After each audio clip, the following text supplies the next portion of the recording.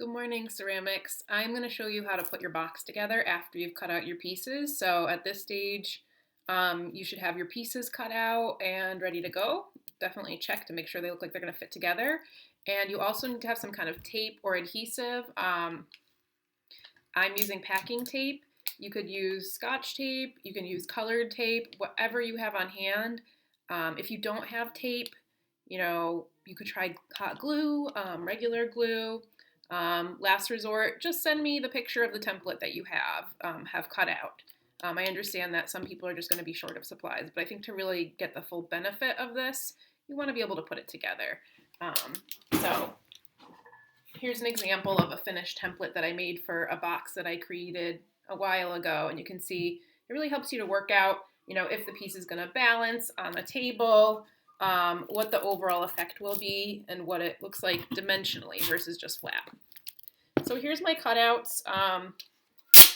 So I'm taking my tape, and you can see I've got the front piece here, and then this is the back. Doesn't really matter. It doesn't really have a front and back. And I've got the bottom piece, which I didn't draw on.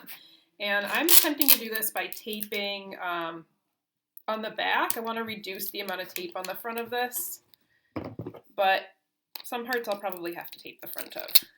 Okay. So I'm going to do the front and back first. So again, I can reduce the kind of amount of tape exposure that's happening. And at this point, you might start to find if you have any areas that are not really matching up. So I definitely think, like a packing tape would be ideal, or a larger kind of tape, but Scotch tape could probably, for wrapping gifts or whatnot, could be fine too. Okay, so then I'm going to be able to fold these two sides up, and you see I've got my, I'm noticing, I don't know if you can see that, like down here, it's a little bit longer, so I'm going to take and just trim that so it sits flush. So make sure your sides, again, are nice and straight. If you notice a little part poking up, just cut it. And then I'm going to take my sides. Again, I have this design. I want to make sure they're both facing the same way. And this is where I'm probably going to find it easiest to just tape from the outside. Okay. So I'm going to tape, for this piece I can work from the inside, but eventually I may need to work from the outside. Okay, so I'm going to do this on each side.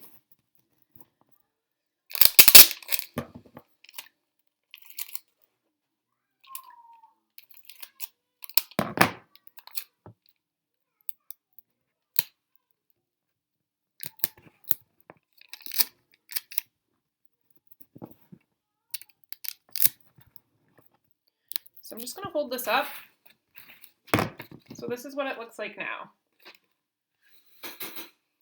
Okay, so when I fold it up again, I'll be able to easily fold these sides in, and again, it will minimize. I'll really only have to have like 2 taped joints, okay, versus having lots of tape joints. But if you end up with more, again, it's fine. So let me just show you how I'm going to finish this off.